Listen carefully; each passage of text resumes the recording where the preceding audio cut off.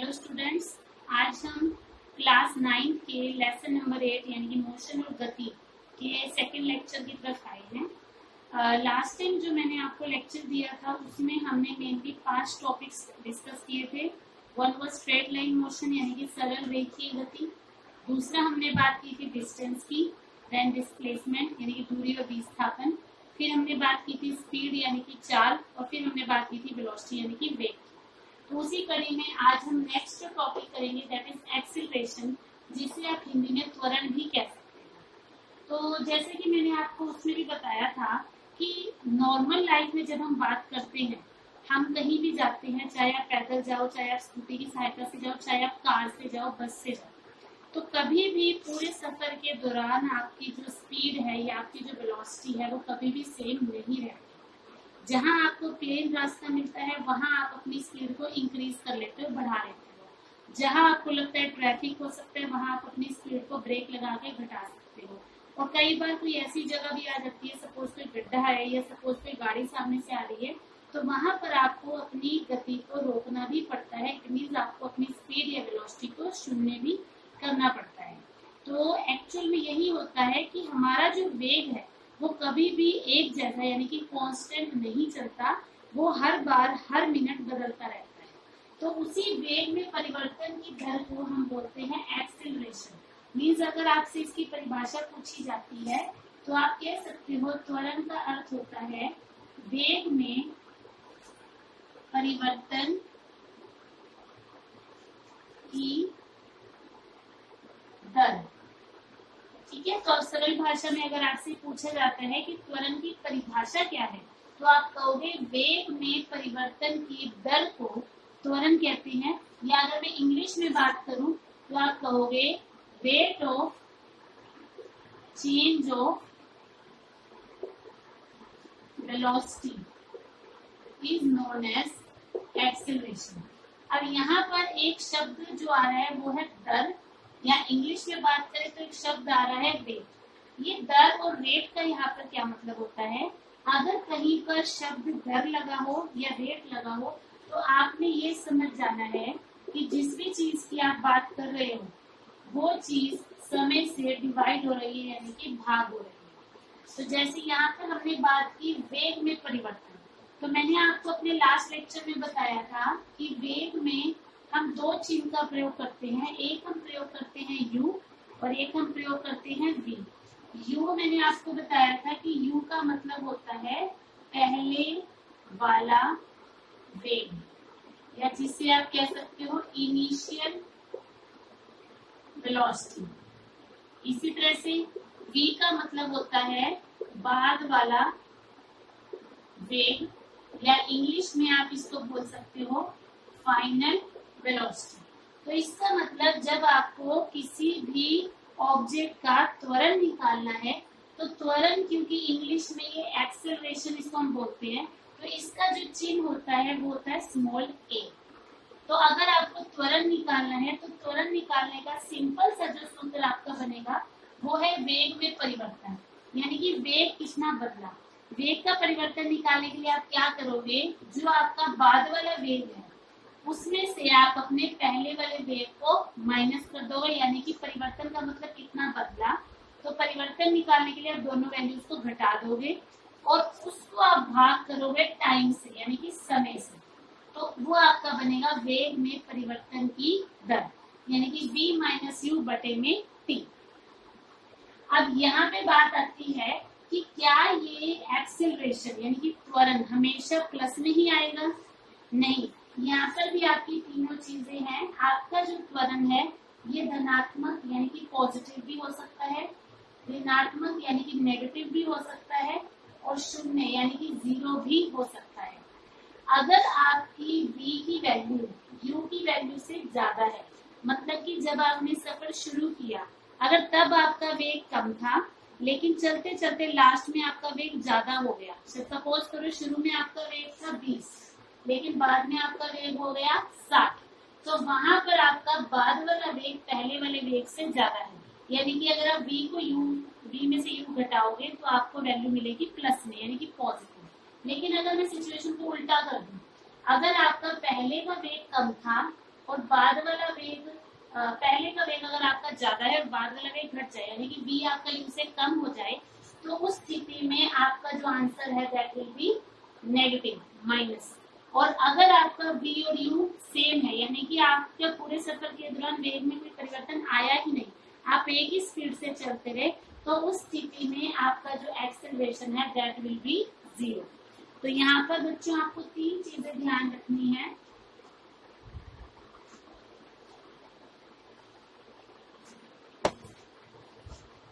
अगर आपका u और v, अगर आपका v बड़ा है और u छोटा, आपको ये चीज पता होगा, आपने मैथ्स में किया होगा, जहाँ पे ये एरो बंद है क्लोज है यानी कि वो संख्या छोटी है, और जहाँ पर ये ओपन है खुली हुई है वो संख्या बड़ी है।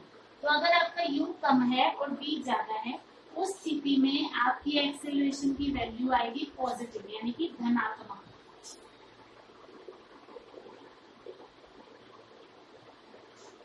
अगर आपका u v से ज्यादा है, उस स्थिति में आपका a आएगा नेगेटिव यानी कि ऋणात्मक। और अगर आपका u और v दोनों बराबर है यानी कि पूरे सफर में आपके वेग में कोई चेंज नहीं आया, तो v माइनस यू 0 है यानी कि आपका a जो है वो आएगा 0 यानी कि 0। तो इट मीन्स आपकी एक्सेलरेशन जमा भी हो सकती है, घटा भी हो सकती है, 0 भी हो सकती है। अब बात करते हैं इसके मात्रक की। मात्रक यानी कि इकाई, यूनिट इसका क्या होगा, आप इसको किस में मेजर करते हो।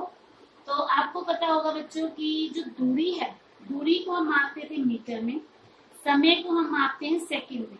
वैसे तो दूरी को आप किलोमीटर में भी माप सकते हो और उससे ज्यादा माइल्स में भी माप सकते हो, लेकिन हम यहाँ पर बात कर रहे हैं स्टैंडर्ड यूनिट की, जिनको हम एसआई यूनिट बोलते हैं। तो दूरी और विस्थापन का जो एसआई मात्रक है वो होता है मीटर यानी कि एम। इसी तरह से समय का जो एसआई मात्रक होता है वो है सेकंड, जिसको हम लिखते हैं एस। तो आपको पता है चाल निकालने के लिए हमने सूत्र लगाया था दूरी बटा में समय, यानी कि चाल का मात्रक बन गया था मीटर प्रति सेकंड, जिसको आप इस तरीके से भी लिख सकते हो, इस तरीके से भी लिख सकते हो, या ms की शक्ति -1 ऐसे भी लिख सकते हो। अगर आप नीचे वाले संख्या को ऊपर लेके जाते हो यानी कि हर को आप ऊपर लेके जाओगे तो वो -1 उसकी शक्ति बन जाती है। इसी तरीके से अगर हम बात करें त्वरण की, तो त्वरण में क्योंकि आप जो आपकी चाल है या वेग है उसको समय से भाग कर रहे हो, तो इसका मात्रक हो जाता है मीटर प्रति सेकंड स्क्वायर। क्योंकि मीटर प्रति सेकंड तो यहाँ पर चाल का था ही, उसके अलावा आपने इसको एक और बार समय से भाग दे दिया यानी कि 1 सेकंड आपने उसको और दे दिया, तो आप इसको ऐसे भी लिख सकते हो या आप इसको ms-2 भी लिख सकते हो। तो आई होप यहाँ तक आपको क्लियर होगा कि हम त्वरण क्या होता है। इसके अलावा आज के लेक्चर में मैं आपसे कुछ न्यूमेरिकल्स यानी कि सवाल डिस्कस करूंगी। जो भी चीजें अभी तक हमने पढ़ी हैं, जैसे हमने चाल पढ़ा, हमने वेग पढ़ा, हमने दूरी विस्थापन किया और हमने त्वरण किया, तो उसी से संबंधित हम आज कुछ न्यूमेरिकल्स यानी कि सवाल करेंगे। एक सवाल जैसे आप देख सकते हो मैंने ऑलरेडी बोर्ड पे लिखा हुआ है, पहले मैं आपको इसी को डिस्कस करूंगी। An object travels a distance of 16 meter in 4 seconds। क्या मतलब है? An object यानी कि एक वस्तु है, it travels a distance of 16 meter in 4 seconds। 4 second के समय में वो 16 मीटर दूरी तय कर रही है। Again it travels a distance of 16 meter in 2 seconds। उसके बाद दोबारा से उसने 16 मीटर का डिस्टेंस करना शुरू किया, लेकिन अब उसको समय लगा 2 सेकंड। तो आपसे पूछा जा रहा है कि उसकी एवरेज स्पीड क्या है। तो यहाँ पे मैं आपको थोड़ा सा पिछली बार वाला बता दूं, वहां पर मैंने आपको एवरेज वेलोसिटी निकालने का फॉर्मूला बताया था कि अगर आपको औसत वेग निकालना है तो आप u जमा v बटा में 2 करते हैं, यानी कि जो शुरू का वेग है और जो बाद का वेग है उन दोनों को जमा करके 2 से भाग कर देते हैं। यहाँ पर बात हो रही है एवरेज स्पीड की। तो एवरेज स्पीड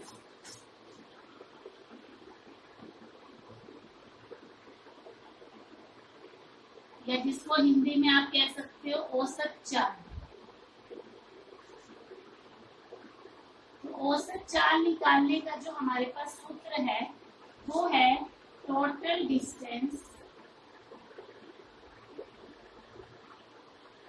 बटे में टोटल टाइम, यानी कि जितना भी आपको दूरी दे रखी है आप उसका कुल लोगे। कुल मतलब जितनी भी दूरी आपको अलग अलग से दे रखी है आप उनका जोड़ कर लोगे, टोटल निकाल लोगे।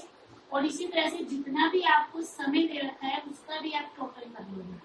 तो आपका सूत्र बनेगा कुल दूरी बटा में कुल समय। तो इस सवाल में देखो, एक बार उसने दूरी तय करी 16 मीटर, अगली बार फिर से उसने दूरी तय करी 16 मीटर।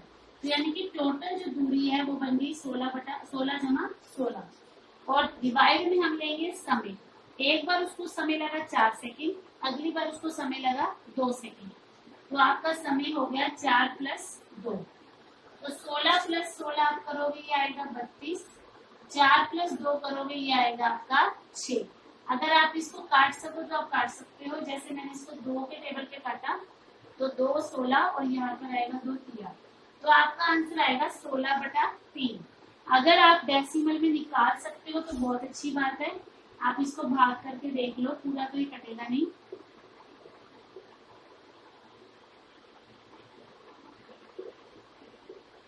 ये ऐसे ही चलता रहेगा। सो पॉइंट में अगर आप आंसर निकालोगे तो आपका आंसर आएगा 5.3 मीटर प्रति सेकंड। बट अगर आपको पॉइंट में निकालना मुश्किल लगता है तो आप इस आंसर को 16/3 मीटर प्रति सेकंड तक भी छोड़ दोगे तो यहाँ भी आपको पूरे अंक मिल जाएंगे। ठीक है, बस आपने ये ध्यान रखना।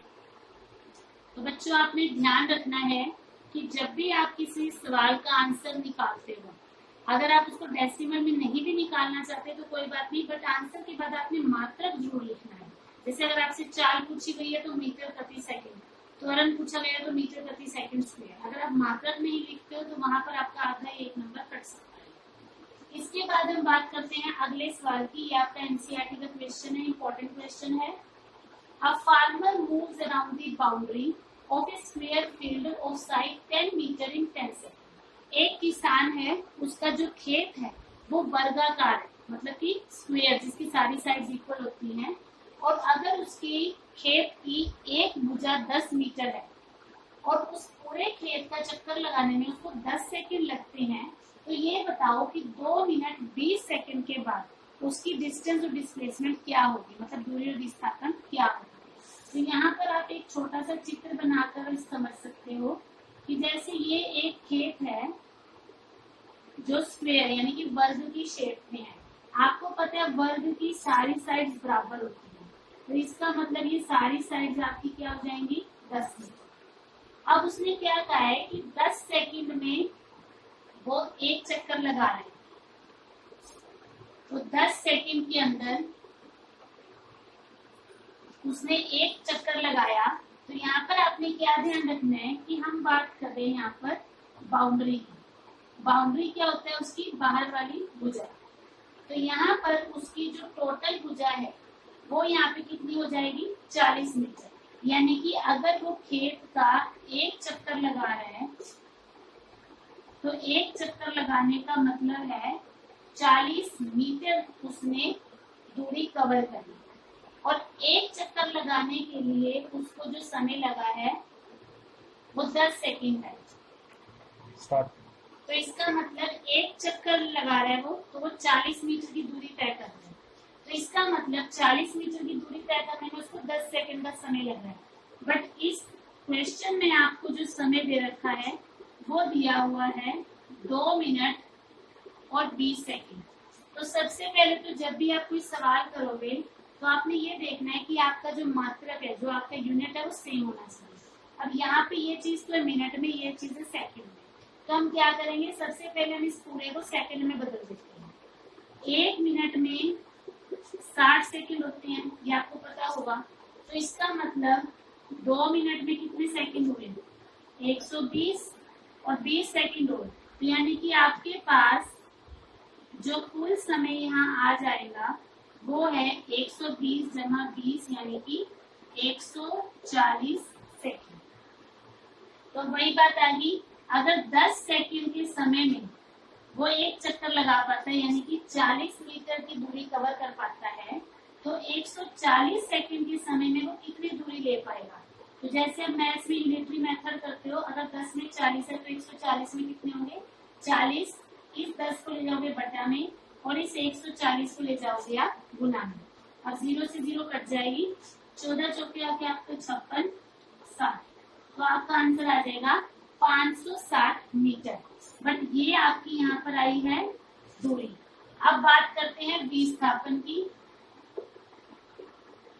तो कल मैंने आपको एक बात बताई थी, विस्थापन में अगर आप जहां से अपना सफर शुरू करते हो, अगर आप पूरा चक्कर लगा के उसी पॉइंट पे वापस आ जाओ तो आपका आंसर 0 हो जाता है। तो यहाँ भी वही सिचुएशन है, यहाँ से शुरू हुआ, एक चक्कर लगाया 10 सेकंड लगे, फिर अगला चक्कर लगाया फिर 10 सेकंड लगे।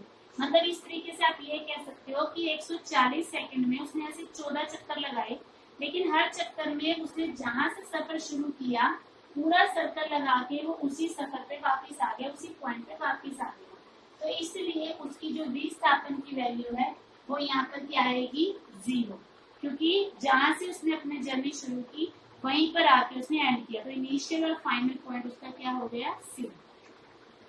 अब इसी क्वेश्चन में अगर सपोज आपको यहाँ पर 10 की जगह 40 सेकंड दिया हो तो आप क्या करोगे। तो थोड़ा सा चेंज होगा। यहाँ पे अभी मैंने आपको बताया था कि 10 सेकंड में 40 मीटर लगते हैं। अब आप क्या करोगे, 40 सेकंड में 40 मीटर, मतलब पूरा चक्कर लगाने में उसको 40 सेकंड लगे थे, तो इसका मतलब 40 मीटर की दूरी तय करने में उसको 40 सेकंड लगे। तो वही यहाँ तक आपका आंसर सेम आएगा। मेन जो आपका चेंज आएगा वो यहाँ से है। 40 सेकंड में उसने 40 मीटर की दूरी तय करी, तो 140 सेकंड में वो कितनी दूरी तय करेगा। तो 40 अगेन ये 40 बटा में जाएगा और ये 140 गुना में जाएगा, 40 से 40 कट जाएगा, तो आपका आंसर आएगा 140 मीटर। पर वही है, ये आपकी आ गई दूरी। अब आपको अगर इस सिचुएशन के हिसाब से विस्थापन निकालना हो तो आप कैसे निकालोगे। तो बच्चे यहाँ पर विस्थापन 0 नहीं आएगा। क्यों नहीं आएगा वो आप देखो, यहाँ पर आपको समय दिए 40 सेकंड, ठीक है। तो इसका मतलब क्या हुआ, अगर मैं इसी सिचुएशन के हिसाब से देखूं तो 140 सेकंड को अगर मैं बांटूं 40-40 के हिसाब से, तो 40-40-40 यानी कि 120 सेकंड तक तो उसके 3 चक्कर हुए, यानी कि 120 सेकंड तक तो उसका विस्थापन 0 था, क्योंकि वो जहां पे आ रहा था हर बार वहीं पर आके रुक रहा था, मतलब 3 चक्कर उसने कंप्लीट लिए। लेकिन जो आखिरी के 20 सेकंड बचे थे, उस आखिरी के 20 सेकंड में वो यहाँ से शुरू हुआ था, लेकिन वो पूरा चक्कर ना मार के सिर्फ आधा चक्कर ही ले पाया था, यानी कि वो ए से सी पर आ पाया था। तो यहाँ पर आपका विस्थापन 0 नहीं होगा। मैंने आपको विस्थापन में एक बात बताई थी कि विस्थापन निकालने के लिए दोनों बिंदुओं के बीच का जो सबसे छोटा और सबसे सीधा रास्ता होगा वो लेंगे। तो ए और सी के बीच का जो सीधा रास्ता है वो ये है कि आप यहाँ पर एक विकर्ण यानी कि डायगोनल ड्रॉ कर दो। अब क्योंकि ये एक वर्ग है, आपको पता होगा वर्ग का हर कोण 90 डिग्री होता है, तो यहाँ पर ये एक राइट एंगल ट्रायंगल बन जाता है, यानी कि समकोण बन जाता है। तो समकोण में आपने पाइथागोरस थ्योरम पढ़ी होगी, तो पाइथागोरस थ्योरम के अकॉर्डिंगली जो विकर्ण का स्क्वायर है वो बाकी दोनों भुजाओं के स्क्वायर के बराबर होता है। तो इसका मतलब AC square is equal to AB square plus BC square. अब AC स्क्वायर आपको नहीं पता, AB आपका 10 यानी कि 10 का स्क्वायर और BC भी आपका 10 यानी कि 10 का स्क्वायर। तो 10 का स्क्वायर होता है 100 और यहाँ भी 10 का स्क्वायर है 100, तो ये आ गया आपका 200। अब ये था AC स्क्वायर। अब अगर आपको AC निकालना है तो आप क्या करोगे, आप इस 200 का ले लोगे रूट, यानी कि स्क्वायर रूट निकालोगे, वर्गमूल निकालोगे। तो वर्गमूल निकालने के लिए आप कैसे करते थे, आपने शायद 7th क्लास में किया भी होगा, हम उसके फैक्टर्स बनाते हैं। तो अब जैसे 200 है, हम इसके फैक्टर्स बनाएंगे, इसको 2 से काटेंगे पहले,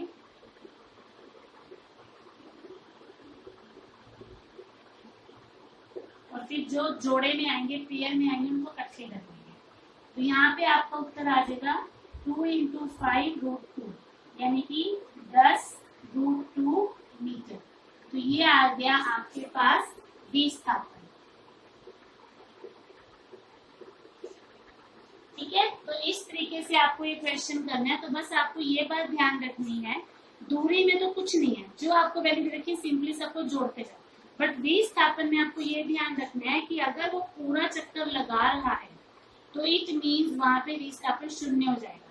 लेकिन अगर वो पूरा चक्कर न लगाकर बीच में कहीं आगे रुक रहा है तो आप वहां पे एक सीधी लाइन बना के देखोगे और उसके हिसाब से अपने प्रश्न को हल करोगे। ऐसे ही अब हम एक और सवाल करके देखते हैं। अब नेक्स्ट है आपके पास बेटा क्वेश्चन, ये भी आपका एनसीईआरटी का है। A bus decreases its speed from 80 km/h to 60 km/h in 5 seconds. Find the acceleration. एक बस है, जब उसने अपना सफर शुरू किया तो वो 80 किलोमीटर प्रति घंटे की रफ्तार से चल रही थी। 5 सेकंड बाद ब्रेक लगाकर उसने अपनी गति को कम कर लिया और वो 60 किलोमीटर प्रति घंटा हो गई। तो उस बस की त्वरण क्या है, यानी कि एक्सेलरेशन क्या है।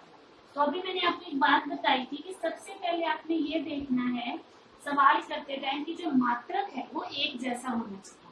अब यहाँ पर आपको जो 4 दी हुई है वो तो दे रखी है किलोमीटर प्रति घंटे में, लेकिन जो समय दे रखा है वो आपको दे रखा है सेकंड में। तो आपके पास 2 ऑप्शन है, या तो आप समय को बदल दो घंटे में या आप 4 को बदल लो मीटर प्रति सेकंड में। तो मैं आपको ये सजेस्ट करूंगी कि आपको अपने आंसर को मीटर प्रति सेकंड में बदल देना चाहिए, क्योंकि वो एसआई मात्रा है। तो कैसे बदलोगे? अभी हमने एक बात करी थी कि जो वेग शुरू वाला होता है, जिससे सफर शुरू होता है, उसको हम यू से दिखाते हैं। तो इसका मतलब जो 80 किलोमीटर प्रति घंटा है वो यहाँ पर यू है, और जो 60 किलोमीटर प्रति घंटा है वो यहाँ पर वी है, और जो समय है वो आपको दे रखा है 5 सेकंड। आपको एक सिंपल सी बात याद रखनी है कि अगर आपको किलोमीटर प्रति घंटे को मीटर प्रति सेकंड में बदलना है तो आप उसको सिंपली 5/18 से गुणा कर दो। ऐसा क्यों? क्योंकि 1 किलोमीटर में 1000 मीटर होते हैं और 1 घंटे में 3600 सेकंड होते हैं। तो अगर आप 1000/3600 करोगे, उसको काटोगे तो 5/18 आएगा। तो इतना लंबा ना करने की बजाय आप सिंपल सी बात याद रखो कि किलोमीटर प्रति घंटे को मीटर प्रति सेकंड में चेंज करना है, तो आप उसको 5/18 से मल्टीप्लाई कर रहे हैं कि गुणा करके। तो 80 को हमने 5/18 से गुणा कर दिया। इसी तरह से यहाँ भी हम 60 को 5/18 से गुणा कर देंगे। अब देखो क्या ये कहीं कटता है? तो जैसे ही आपका 2 के टेबल पे कट सकता है, यहाँ पे आ जाएगा आपका 40, तो ये आ जाएगा आपका 200/9 मीटर प्रति सेकंड। यहाँ पर मैं इसको पॉइंट में नहीं निकाल रही हूँ। इसी तरीके से यहाँ पर भी आप इसको 2 के टेबल पे काट लो, ताकि आपका जो डिनोमिनेटर है, जो हर है, वो सेम रहे। तो ये आ जाएगा आपका 150 यानी कि 150/9। अब ये आ गया आपके पास u आ गया v, और ये आपका t। अब आप देखोगे सब में मात्रक सेम है सेकंड में। अब आप लगाओगे यहाँ पे त्वरण का सूत्र। त्वरण का सूत्र था वेग में परिवर्तन की दर, यानी कि v - u/t। अब आपका जो v है वो आया है 150/9। इसमें से आप माइनस करोगे u, यानी कि 200/9, और इस पूरे को आप भाग करोगे t, यानी कि 5। जब इन दोनों का हर सेम है तो आप इसको ऐसे भी लिख सकते हो 150 - 200, और बटा में लिख सकते हो 5। अब क्योंकि 150 संख्या छोटी है, 200 बड़ा है, तो आपका उत्तर माइनस में आएगा, क्योंकि हम ऑलरेडी बात कर चुके हैं कि त्वरण ऋणात्मक यानी कि नेगेटिव हो सकता है। तो ये आएगा आपका -50/9/5।